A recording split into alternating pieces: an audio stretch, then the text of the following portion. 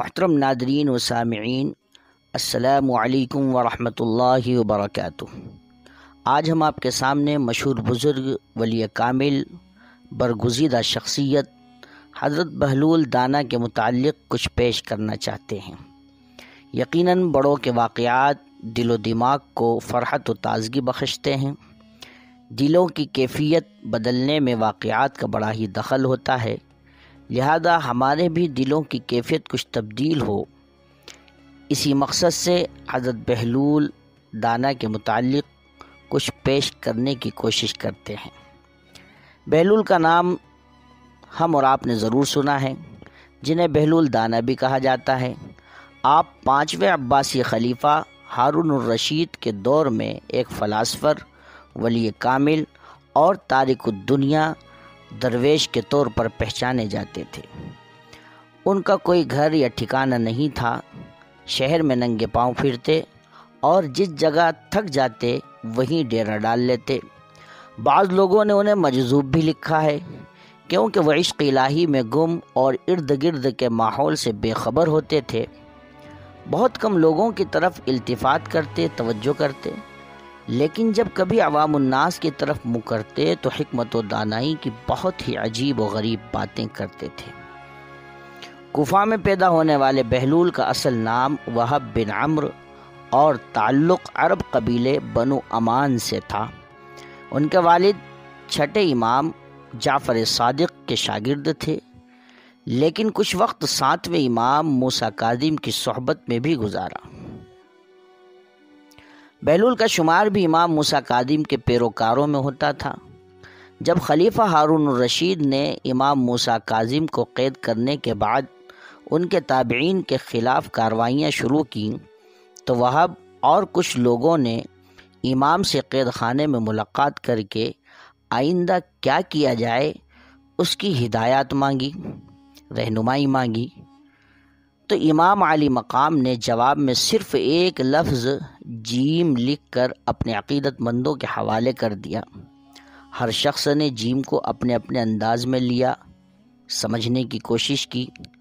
کچھ نے اسے جیم سے جلا وطن سمجھا اور بعض نے اس کے معنی جبل یعنی پہاڑوں میں روپوشی کے لیے، لیکن وہب نے یعنی بہلول نے اسے جنون یعنی مجنونیت میں تبدیل کر دیا۔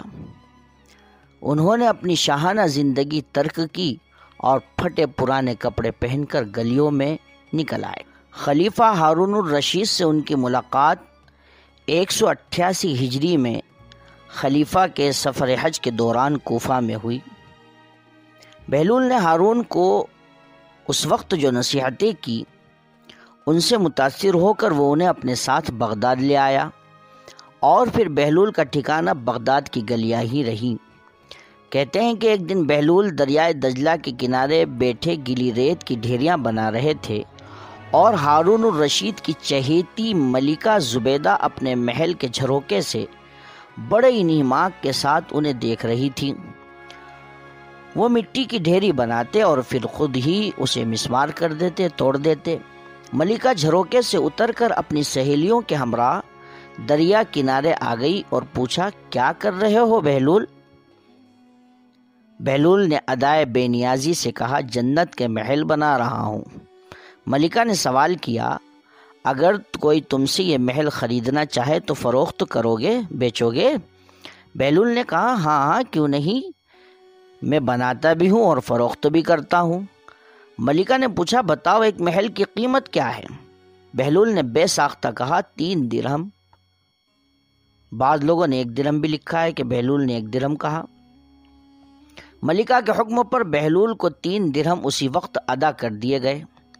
یہ واقعہ ملکہ نے اپنے شوہر خلیفہ ہارون الرشید کو بتایا، جسے خلیفہ نے مذاق میں ٹال دیا، لیکن رات کو ہارون رشید نے خواب میں جنت کے مناظر دیکھے، جن میں آبشاروں اور مرغزاروں کے علاوہ خوبصورت محلات بھی شامل تھے۔ سرخ یاقوت کے ایک محل پر اس نے زبیدہ کا نام بھی لکھا دیکھا۔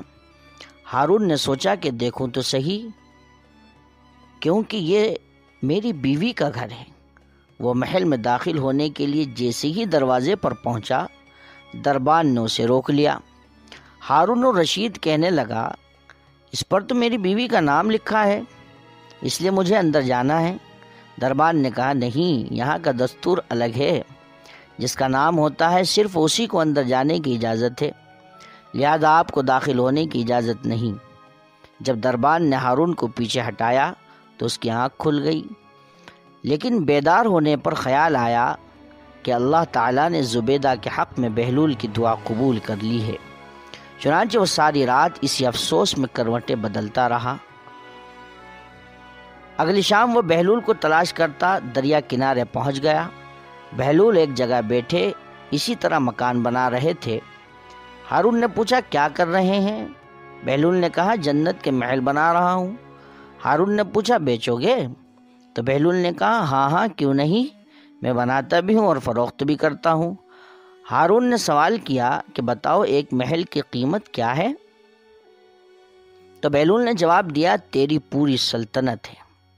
ہارون الرشید نے کہا اتنی قیمت تو میں نہیں دے سکتا، کل تو آپ 3 درہم کے بدلے دے رہے تھے اور آج پوری سلطنت مانگ رہے ہیں۔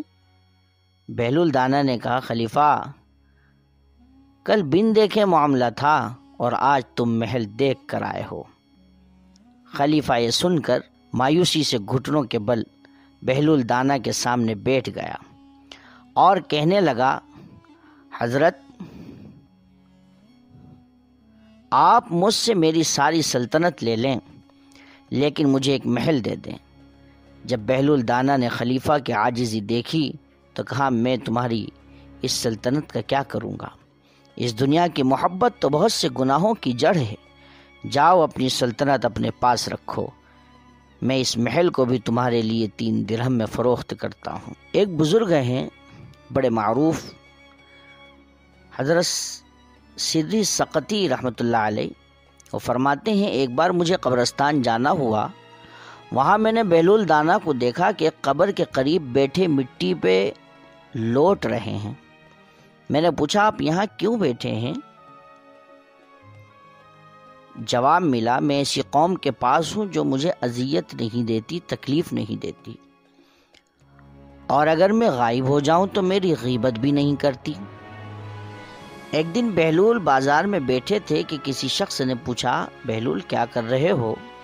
تو بہلول نے کہا کہ بندوں کی اللہ سے صلح کرا رہا ہوں۔ اس شخص نے کہا پھر کیا بنا؟ بہلول نے کہا اللہ تو مان رہا ہے لیکن بندے نہیں مان رہے۔ کچھ عرصے بعد اسی شخص کا ایک قبرستان کے پاس سے گزر ہوا تو دیکھا بہلول قبرستان میں بیٹھے ہیں۔ قریب جا کر پوچھا بہلول کیا کر رہے ہو؟ بہلول نے کہا بندوں کی اللہ سے صلح کرا رہا ہوں۔ پھر وہی جواب دیا۔ اس شخص نے کہا پھر کیا بنا؟ بہلول نے کہا بندے تو مان رہے ہیں مگر آج اللہ نہیں مان رہا ہے۔ مجھے امید ہے کہ یہ ویڈیو آپ کو پسند آئی ہوگی۔ ہم آپ کے لیے اور الگ الگ ٹاپک پر ویڈیوز لائیں گے۔ جب تک آپ اپنا خیال رکھیے گا اور ہمیں اپنی دعاؤں میں یاد رکھیے گا۔ تو دوستو ہمارے چینل کو لائک کریں، سبسکرائب کریں اور بیل آئیکن پر کلک کریں اور اپنی قیمتی رائے سے کمنٹ باکس میں ہمیں آگاہ کریں۔ یاد رکھیں الفاظ آپ کی شخصیت کی پہچان ہوتے ہیں۔